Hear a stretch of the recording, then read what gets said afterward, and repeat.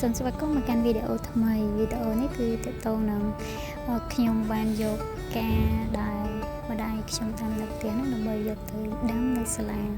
ដើម្បីជួយ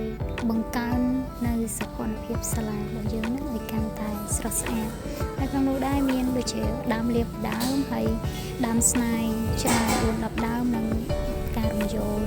ប្រហែលជា4-5ដើមហើយជាពិសេសនោះគឺមានដើមក្រញូង2ដើមជាទឹកចិត្តបន្តិចបន្តួចក្នុងការបង្កើននូវសោភ័ណភាពចា៎ហើយអ្នកលើកនេះគឺពូយាមសាលាអរគុណគាត់ខ្លាំងមែនទែនដែលគាត់បានមកជួយហើយមានបងប្អូន2នាក់ជួយដាំចា៎2នាក់ហ្នឹងគឺរៀននៅសាលាដែរចឹងដើម្បីឲ្យគាត់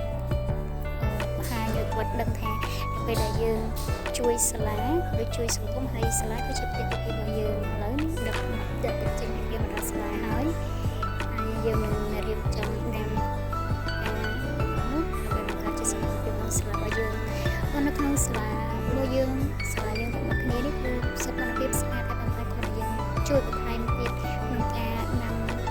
ដាំឈើបន្ថែមដើម្បីឲ្យមានរូបនិងមានពណ៌បៃតងបង្កើតនៅឧស្ម័នអុកស៊ីសែនកាន់តែច្រើនហើយអ្វីដែលសំខាន់គឺបង្កើតសុខភាពសម្រាប់សិស្សស្អាតការមួយចំនួនផ្សេងៗនៅក្នុងសាលាវិទ្យាល័យស្នាដៃរបស់យើងគឺមានការជាច្រើនហើយអ្វីដែលសំខាន់គឺទេសភាពក៏ដូចជាបរិស្ថានគឺស្អាតខ្លាំងមែនទែនអត់មានសម្រាមទេហើយទៅគឺធាតុសម្ងាត់ស្អាតខ្លាំងតែម្ដងចា៎អញ្ចឹងឥឡូវនេះបងអូនខ្ញុំកំពុងតែកាប់រណ្ដៅដើម្បីដាំដើមក្រជុំចំនួន2ដើមចា៎2នាក់ហ្នឹងគឺបញ្ចេញកម្លាំងមួយទំហឹងហើយគឺដើម្បីដាំក្រជុំនេះដើម្បីឲ្យធំទៅវាតាមដូចជាម្លប់ហើយខ្ញុំបញ្ជាក់ប្រាប់បងអូននេះវាថាធ្វើម៉េចដើម្បីរួមហើយមើលកន្លែងនេះគឺខ្ញុំឲ្យបងអូនចាប់ដាក់ដើមការរំយោលចេះដើម្បីពេលដែលរំយោលនឹងគឺដាក់ទៅដឹងតែរស់តែអស់ព្រោះដោយសារតែវាយើងផ្សំពីទីមានដីអញ្ចឹងដាក់ទាំងដីទាំងរឹងទៅគឺរួមហ្មងហើយមានការស្រាប់ទេអញ្ចឹងបងអូនខ្ញុំបានដាំហើយត្រង់កន្លែងហ្នឹងគឺដើម្បីបង្កើតសុខភាពថែមព្រោះកន្លែងហ្នឹងមកដាក់ការចាំមួយទៀតវាកាន់តែធ្វើយើងបង្កើតសុខភាពកាន់តែស្រស់ស្អាតនៅកន្លែងគ្រប់ទងជាតិហើយមកដល់កន្លែងនេះទៀតគឺអបខ្ញុំកន្លែងងាម្ដងវាងាប់ហើយអញ្ចឹងខ្ញុំយកដើមស្នាយយកដាក់ដាំនៅក្នុងនោះដើម្បីបង្កើនសុខភាពនៅក្នុងនោះព្រោះដើមស្នាយវាធំទៅវាមូលស្អាតនៅពេលដែលយើងកាត់អញ្ចឹងខ្ញុំឲ្យគាត់កាន់ដើមមកជិះទៅហើយដាំនៅនឹងហើយអ្វីដែលសំខាន់គឺមានប្រយោជន៍ប៉ុណ្ណឹងស្អាតពេលនេះគឺយើងបើកគឺវាអាចគ្រូបអញ្ចឹងហើយមកដល់កន្លែងសួននេះគឺខ្ញុំឲ្យបងអូនកាត់ដីដាំដើមស្នាយចានេះមុខទៀតធំធានគឺដាំរំយោលដែរចារំយោល100សតរនឹងស្អាតខ្លាំងយកដាក់នេះស្អាតខ្លាំងហើយមួយខាងនេះទៀតគឺខ្ញុំដាក់ពីដើមទៀតព្រោះខាងនេះអត់ទាន់មានអញ្ចឹងខ្ញុំដាក់ខាងនេះពីដើមទៀតដើម្បីបង្កើតសុខភាពដើម្បីវាស្មើគ្នាខាងនោះក៏មានរំយោលខាងនេះមានរំយោលដែរហើយមកដល់កន្លែងនេះទៀតគឺ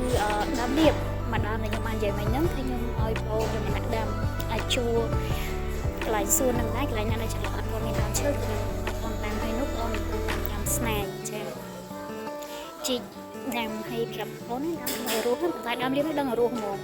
ហើយមកដល់កន្លែងដុំនេះគឺខ្ញុំយកដើមស្នាយនេះដាំជាជួរ2ជួរដើម្បីវាធំទៅគឺយើងកាត់វា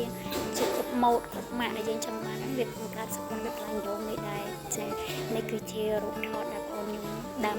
ជារំដើមពីខ្ញុំអរគុណពីអ្នកនឹងមែនតើដែលបានចូលរួមជាមួយបងមួយចែកក្នុងការសុខភាពហើយជាសាលាដែលអ្នកទាំងពីរនឹងរៀនដែរចឹងយើងជួយដើម្បីឲ្យសាលារបស់យើងមានបរិស្ថានស្អាតពុំត្រូវធម្មជាតិបៃតងហើយកាលណាយើងឃើញធម្មជាតិបៃតងវាធ្វើឲ្យផ្នែកយើងស្រឡះហើយអ្វីដែលសំខាន់វាស្រស់ស្រាយហើយជួយបង្កើនសុខភាពសាលារបស់យើងនឹងកាន់តែស្អាតហើយយើងមានអារម្មណ៍ពេលដែលយើងទៅរៀនគឺយើងមានអារម្មណ៍ស្រស់ស្រាយជាមួយនឹងសាលាមានសុខភាពស្រស់ស្អាតចឹងទៅចា៎ហើយអ្វីដែលសំខាន់គឺមិនទុកគំនិតគាត់នឹងគាត់ចេះជួយនៅក្នុងសាលាជាធ្វើការងារស្រាប់ផ្សេងហើយគាត់ចេះស្រឡាញ់សាលាព្រោះយើងដឹងហើយថាសាលាគឺជាផ្ទះទីពីររបស់យើងអញ្ចឹងខាងណាបរិស្ថានសាលាស្អាតវាបង្កើនសុខភាពសាលារបស់យើងកាន់តែល្អអរគុណច្រើនជួបគ្នាវិញអូក្រោយបាយ